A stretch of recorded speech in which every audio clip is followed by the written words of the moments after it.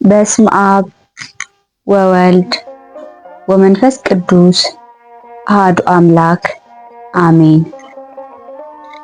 አባ ኪሮስ ሐምሌ 6 ቀን 2014 ዓ.ም በሀገረ ሮም ከአባቱ ንጉሥ አብያ ከእናቱ አንስራ ተወለደ። ደጋግና ቅዱሳን ወላጆች እግዚአብሔርን በመፍራት እየኖሩባት በነበረባት ወቅት ይህን የተመረጠ አባት የሰጣቸው አባ ኪሮስ የተወለደው በታኅሳስ 8 ቀን ነበር። ጻድቁ አባት በቅድስና ሕይወትና ትጋት ማዕረግ አባ ኪሮስ ከመባሉ በፊት ዲላሶር ተብሎ ይጠራ እንደነበር ታሪኩ ይገልጻል። ቅዱሱ ከታላቅ ወንድሙ ቴዎድሮስ ጋር በሚኖርበት ጊዜ አባቱ ስለሞተ ሀብቱን ከወንድሙ ጋር በመከፋፈል ለድሆች መጸወተ። መንፈስ ቅዱስ ኪሮስ ብሎ ጠራውና ለብዙዎች አባት ትሆናለህ፣ በቃልህም ክርዳድ ይነቀላል። የአንድ ቀን መንገድ ሂድና ገዳማዊ መነኮስ ታገኛለህ፣ ከእርሱም ልብሰ ምንኩስና ትለብሳለህ አለው። እንደታዘዘው በሄደ ጊዜ ከአንዲት ሰዓት የራስ ፀጉር እስከ እግሩ የሚደርስ ግርማው የሚያስፈራ ገዳማዊ ወጥቶ ኪሮስ መነኩሴ ለመሆን ወደዚህ መጣህን? አለው። ኪሮስም ግርማውን እያደነቀ ቀርቦ ተባረከና 3 ቀን ከቆየ በኋላ ኪሮስ ሆይ እንደኔ መሆን ትፈልጋለህን? አለው። እርሱም አዎ በጣም ፈልጋለሁ ባለው ጊዜ አባ በብኑዳ ትንሽ ደመናን ጠርቶ በዚያ ላይ በመሆን ከአስቄጥስ ገዳም በመሄድ የምንኩስናን ልብስ ተቀብሎ በዚያችው ደመና ኪሮስ ካለበት ቦታ ተመለሰ። ያመጣውን አልባሰ ምንኩስናም ለኪሮስ አለበሰው። ለአባ በብኑዳ ጊዜ በሰርክ ሰማያዊ ህብስትና ጽዋዐ ወይን ቅዱስ ሚካኤል ያመጣለት ነበር። አባ ኪሮስ በዚያ ለአባ በብኑዳ እየታዘዘ ሲኖር አንድ ገዳማዊ ሰው ወደ አባ በብኑዳ መጥቶ ሳለ ምንም ነገር እንደሌለው አይቶ ምን ትበላለህ ቢለው አምላካችን ይሰጠናል አለው። ያን እንግዳ መነኩሴም በልቡ እንደኛ ሰው አይደለምን እያለ ሲያስብ አባ በብኑዳ በመንፈስ አውቆ ለምን እንዲህ ታስባለህ? እኔም እንዳንተ በደለኛና ኃጥእ የሆንኩ መነኩሴ ነኝ አለው። ይህን እየተነጋገሩ ሳለ የሰርክ ጸሎት ደርሶ በህብረት ሲጸልዩ ፈጽሞ ደስ የሚል መዓዛ መጣ። ወዲያውም የተዘጋጀ ህብስትና ጽዋዐ ወይን ይዞ ቅዱስ ሚካኤልን ሲመጣ አየውና ተቀበለው። ያ ጽዋዐ ወይን ይዞ ቅዱስ ሚካኤልን ሲመጣ አየውና ተቀበለው። ያን እንግዳ መነኩሴ ግን አላየውም። አሁንም አስቀድሞ ያልነበረ ይህን ጽዋና ህብስት ከየት አገኘው? የባህታዊ መሰሪ ነው እያለ አሰበ። አባ በብኑዳም ለምን እንዲህ ክፉ ታስባለህ አለው። መነኩሴውም አድንቆ ተቀምጠው መመገብ ጀመሩ። ያን እንግዳ መነኩሴ ግን ከዚያ ህብስተ ሰማይ ቆርሶ በልብሱ ደብቆ ወደ አስቄጥስ ገዳም ሄደ። በዚያ ያሉ መነኮሳትንም ሰብስቦ ያን በረድ የሚመስል ህብስተ ሰማይ አሳያቸው። የት አገኘኸው ቢሉት በዮርዳኖስ ገዳም ውስጥ በብኑዳ የሚባል መሰሪ ሰው አለ፣ ኑ ተከተሉኝና ታመጡት ዘንድ ወደዚያ ልውሰዳችሁ አላቸው። ይህን ሲነጋገሩ ቅዱስ ሚካኤል መጥቶ ያችን የህብስት ቁራሽ ወደ ሰማይ ወሰዳትና በልዑል ፊት ሰገደ። እግዚአብሔርም መልካም አገልጋይ ሆይ የተቀደሰውን ለውሻ የሰጠ በብኑዳ ክፉ አደረገ፣ ስለዚህም በአንበሳ ተሰብሮ እንዲሞት አደረግሁ። ይህም በረከት ይከለከላል። ይህንንም ህብስት በበረሃ ላለ ፊልሞና ለሚባል መነኩሴ እስከ ዕለተ ሞቱ ሲሳይ እንዲሆነው ስጠው አለው። ቅዱስ ሚካኤልም እንደታዘዘው አደረገ። የአስቄጥስ ገዳም ቅዱሳንም ያን መነኩሴ እኛን ማን መምህርና ፈራጅ አድርጎ ሾመን አሉት። በዚህ ጊዜ አዘነና ወደ ማደሪያው ሄዶ ታንቆ ሞተ። አባ በብኑዳም ይመጣለት የነበረው መና ተከለከለ። 3 ቀን ምንም ሳይቀምስ ከቆየ በኋላ እያለቀሰ አባ ኪሮስን ልጄ ሆይ ሰይጣን ወደ ማደሪያችን ገብቷል፣ ያገኘን ይህ ነገር ምንድነው አለው። አባ ኪሮስም ያ መነኩሴ መጥቶ ከሄደ በኋላ እግዚአብሔር ተቆጥቷል አለው። አባ በብኑዳም የእግዚአብሔር ፈቃድ ይሁን አለ። ከዚያም አባ ኪሮስ ፍሬን እየሰበሰበ ይመለስ ነበር። አባ በብኑዳ ግን ከቀንም ሆነ በማታ ከበዓቱ ሳይወጣ ይጸልይ፣ እንደ መንኮራኩር የሚሰግድ ነበር። አባ ኪሮስም እንዲህ እያለ ሲኖር አንድ ቀን የዕለት ሲሳይ ፍለጋ ወደ አንድ ሀገር ሄዶ ሳለ የኬልቄዶን ንጉሥ ሞቶ ሕዝቡ ሁሉ እየጮሁና እያለቀሱ ምድር እየረገጡ ብዙ የፈረሰኛ ሰልፍ ተሰልፎ በአስከሬኑ ላይ ድባብ እየዘረጉ ካህናት በማዕጠንት በፊቱና በኋላው እየዘመሩ ባየ ጊዜ አንዱን ሰው ይህንን የማየው ምንድነው ብሎ ሲጠይቀው የኬልቄዶን ንጉሥ ስለሞተ ነው አለው። አባ ኪሮስም ለሞተ ሰው ይህን ያህል ይደረጋልን? እኔስ ንጉሥ ለልጁ ሰርግ ያደረገ መስሎኝ ነበር አለ። ይህን ብሎ አልፎ ፍሬ ሰብስቦ ወደ ማደሪያው ወደ አባ በብኑዳ በደረሰ ጊዜ አጽሙ በየቦታው ተበታትኖ አንበሳ ሲበላው ባገኘ ጊዜ በጣም አምርሮ እያለቀሰ ጌታ ሆይ ለምን እንዲህ ታደርጋለህ? ፍርድህ መልካም አይደለምን? በመንግስት በመብልና በመጠጥ በደስታ የኖሩትን በክብር እንዲቀበሩ ታደርጋለህ። ስለ አንተ ሲሉ አባትና እናትን ሚስትንና ልጆችን ደስታን ሁሉ ትተው በተራራና በዋሻ በጾምና በጸሎት የኖሩትን ደግሞ ስጋቸውን ለዱር አራዊት ትሰጣለህ። የአንተን ፍርድ ነገር ላልሰማ እንዳልነሳ ሕያው ስምህን ብሎ መሬት ላይ ተኛ። 40 ዓመት ሲሆነው ግማሽ ስጋው አለቀ። ጌታችን ኢየሱስ ክርስቶስ በመልአክ አምሳል ተገልጾ ተጋዳይ የሆንክ አርበኛ ኪሮስ ሆይ ሰላም ላንተ ይሁን፣ ተነስ አለው። ኪሮስም አንተ ማነህ? መልአከ እግዚአብሔር ከሆንክ በስመ አብ ወወልድ ወመንፈስ ቅዱስ አሐዱ አምላክ በል አለው። ጌታችንም በስመ አብ ወወልድ ወመንፈስ ቅዱስ አሐዱ አምላክ አለ። ኪሮስ መነሳት ባቃተው ጊዜ ምድርን ስጋውን አትያዢ ባላት ጊዜ ፈጥኖ ተነሳ። ኪሮስም ጌታችን እንደሆነ አወቀው። መላ ሰውነቱን ዳበሰው። ሰውነቱ እንደ ሕፃን ሆነ። በምድር ላይ ሰግዶ ጌታችን እንደ መብረቅ ሲለወጥና እልፍ አላፋት መላእክት ሲያመሰግኑ ታያቸው። ጌታችንም ኪሮስ ሆይ አንተ ሚስትህን፣ ልጆችህን፣ መንግስትህን የተውህልኝ የማርያም ልጅ ኢየሱስ ነኝ። ስለ ሁሉ ብዙ ታገኛለህ።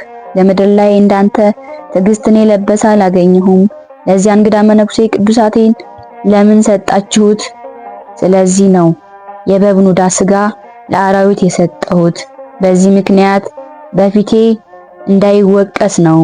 ለሁሉ ስራ እዳለውና አምላኩ በምድር ላይ የገሰጸው ሰው ብፁዕ ነው ያለውን አልሰማህምን? ኪሮስም ጌታ ሆይ ፍርድህ ቅን ነው አለ። ጌታችንም ከዚህ በኋላ የነፍስን ከስጋ መለየት ታይ ዘንድ በገዳማት ሂድ፣ ከዚያም ወደ ማደሪያህ ተመለስ ብሎ ተሰወረ። አባ ኪሮስ በጌታችን ታዞ ደብረ ባሳት በደረሰ ጊዜ ቤተ ክርስቲያንን ተሳልሞ የእመቤታችንን ስዕል አይቶ ከዓይኖቹን ባየፈሰሰ እመቤቴ ሆይ አስቢኝ አላት። ስዕሊቱም ኪሮስ ሆይ መምጣትህ መልካም ነው፣ የአባትህን አጽም ትጠብቅ ዘንድ ወደ ማደሪያ ተመለስ አለችው። ይህን ሰምቶ ከስዕሏ ፊት 700 ስግደት ሰገደ። በዕብራይስጥ ቋንቋ እንግዳ ነህና በቃህ፣ በምህረት መዝገብም ተመዝግቦልሃል የሚለው ቃል ሰማ። ከዚያም መስፈርስ የሚባል ሕማም ለብዙ ጊዜ ታመመና በምድር ላይ የወደቀ ሰውን አገኘ። በራስጌው ቅዱስ ሚካኤልን፣ በግርጌው ገብርኤልን፣ በቀኙም ሩፋኤልን፣ በግራውም ሰዳካኤልን በክንፋቸው ጋርደው ታየ። እነርሱም በገዳዮች ፊት ሞትን የማይፈራ ሆይ እንዴት ነህ ብለው ሰላምታ ሰጡት።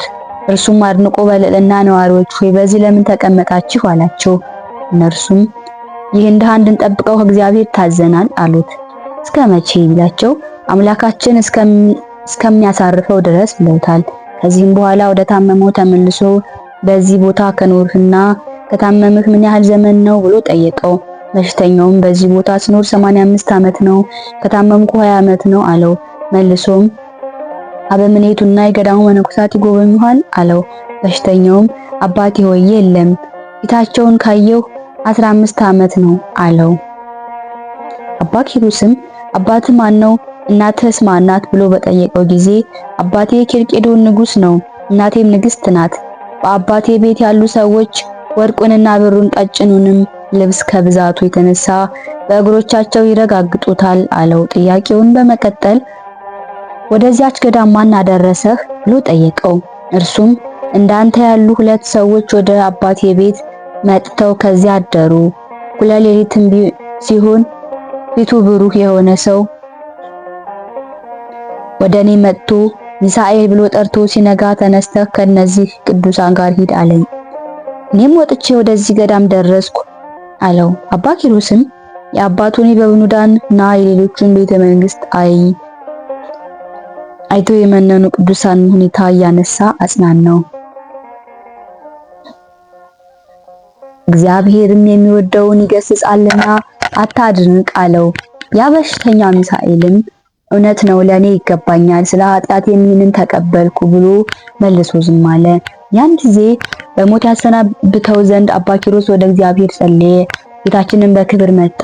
ጌታችንም አባ ኪሮስን ምን ያህል እንደምወድህ የመላእክት ሰራዊት ያዩና ያውቁ ዘንድ ይህችን የገነት ተክል አበባ ከእጄ ወስደህ በፊቱ ላይ ጣል አለው። ኪሮስም እንዲሁ አደረገ።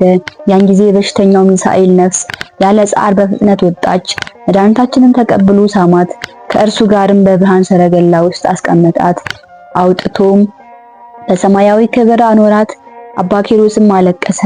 አባ ኪሮስም የገዳሙን መነኮሳት ያን በሽተኛ ቅበሩት ሲላቸው ፈቃደኞች ባለመሆናቸው እያንጎራጎሩ ነበር። 4ቱ የመላእክት አለቆች ስጋውን በከርቤና በሚአ አጠኑ። የገዳሙ መነኮሳትም የሚሸተን ምንድነው? ይህ መነኩሴ ስራዬን ያውቅ ይሆንን ተባባሉ። ስጋውንም በገዳሙ እንግዳ መቃብር ቀበሩት። ከመቃብሩም ጥሩ ውሃ ፈለቀ፣ ለበሽተኞችም ፈውስ ሆነ።